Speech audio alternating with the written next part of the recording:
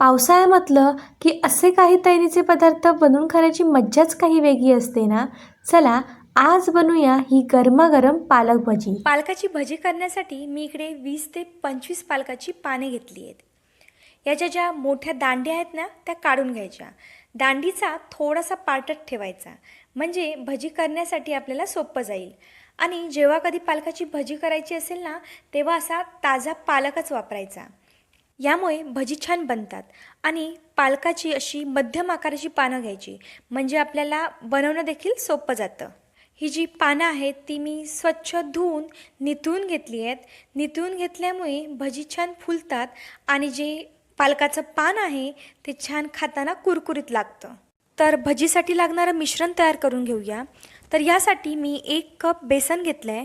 भजी कुरकुरीत व्हावी म्हणून आपल्याला यात 3 चमचे तांदळाची पिठी घालायची आहे.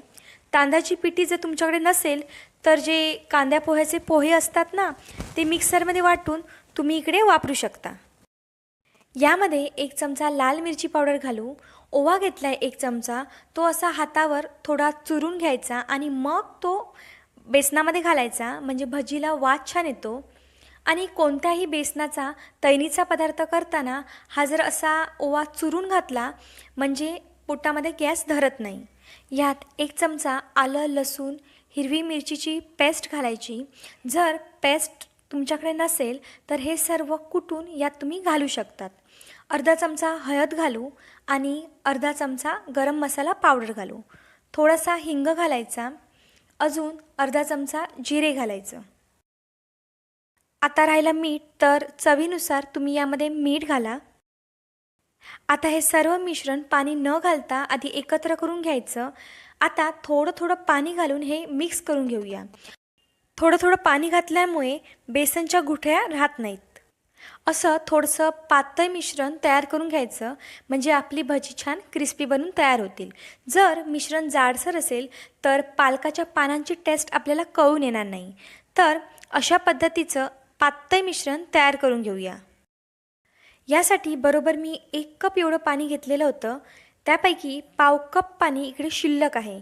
तर मिश्रण चेक करा की मिठाचं प्रमाण यामध्ये बरोबर आहे की नाही. आता याची भजी बनवायला घेऊ. तर थोडंसं मिश्रण या तेलामध्ये टाकून बघायचं. मिश्रण जर पटकन वर आलं की समजायचं की आपलं तेल छान गरम झालं आहे. आता पिठामध्ये पान बुडवून घेतल्यानंतर मिनिटभर असं थांबायचं. त्यामुळे जे जास्तीचं मिश्रण आहे ते खाली पडेल. आता एक एक करून या कढईमध्ये जेवढी पानं राहतील तेवढी पानं आपण सोडून घेऊया. दोन्ही साईडने छान कलर येईपर्यंत ही पानं तळून घेऊ. थोडं पातळ असं मिश्रण लावल्यामुळे पालकाची जी भजी आहे ती खाताना छान लागतील. जाड मिश्रण जर आपण बनवलं असतं तर फक्त बेसनचाच फ्लेवर याला आला असता. बघा कशी टम्म फुगली आहेत ही भजी. तर कसा वाटला हा व्हिडिओ? आवडला असेल तर एक लाईक नक्की करा.